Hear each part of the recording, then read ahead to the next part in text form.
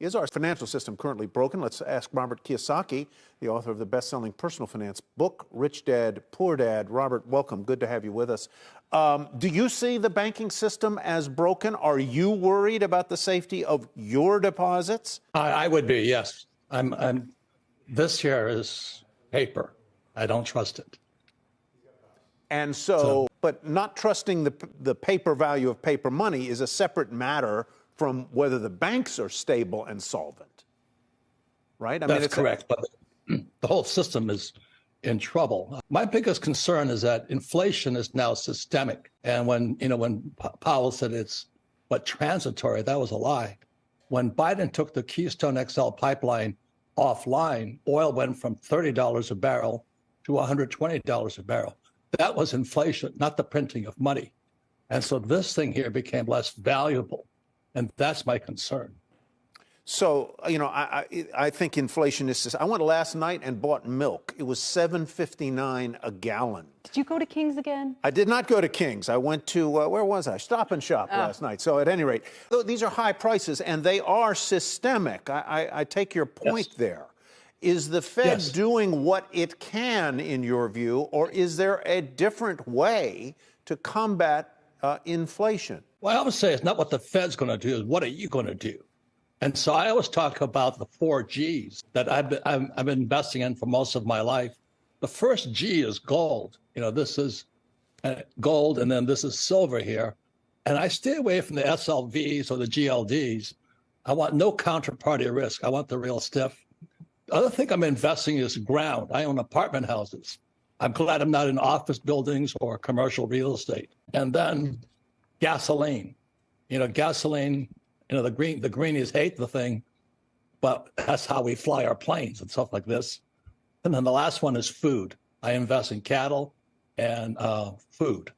So I just stay in things that as inflation goes up, gold goes up, real estate goes up, gasoline goes up, and food goes up. So I invest with the inflation, not against it. Robert, let me ask you about something when you mentioned, owning housing, and this has come up with a lot of people as well. So you have investors wanting to own housing for the, appreciation value. You have others who say, I'm kind of sick of the way this drives up rents or reduces the supply of homes that I could buy, for instance. We look at the trend where this past week, it seems like the big banks are going to get bigger despite everything the administration really hopes happens here. Can you just talk about whether these trends, when you say it comes back to us and what we're doing, but are some of the things that you or that the others are doing making it worse for the guy who's just trying to get ahead? Well, I'm a big advocate for financial education. So in the 1970s, when I got out of the Marine Corps, my rich dad had me take 2 things. I had to learn how to sell because sales equals income. And then I had to learn how to invest in real estate because real estate is debt. So most people say, live debt free. I had to learn to use debt as money. And as you guys know, in 71, Nixon took the dollar off the gold standard and the US dollar became debt. So I do almost everything opposite of what the pundits say. I'm not debt free. I use debt as money to acquire real estate, and that minimizes my taxes. That's what I do. Do you own equities? I own equities of companies I've taken public. I've taken 2 companies public, one off the Vancouver Stock Exchange via an IPO, and the second on New York Stock Exchange this summer via an IPO. So but beyond that, no equity. Beyond that, you don't own equities or equity mutual funds or ETFs. I don't trust anything that can be printed. I like the hard stuff. Things. I'm a commodity guy. Robert, what would your advice be to somebody who might be 30 years old right now, just paid or is trying to pay an eye-watering sum to get into this house, maybe doesn't, and they feel the pinch. Now it looks like the labor market could be turning. What do you do?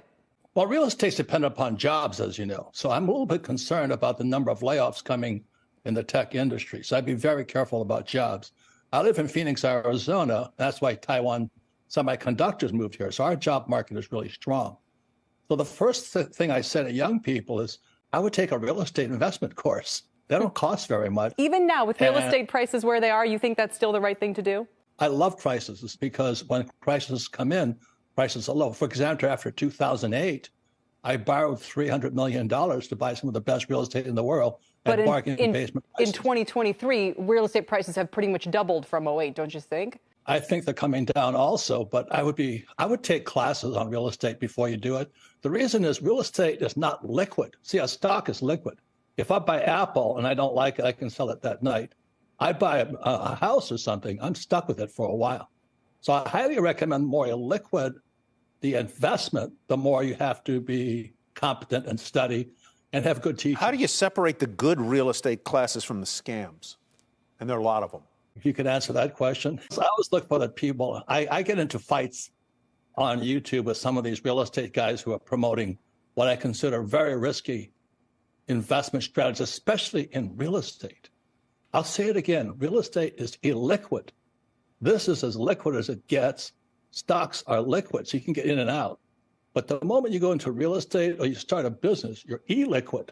And so the more illiquid the assets you're investing in, the smarter you've got to be.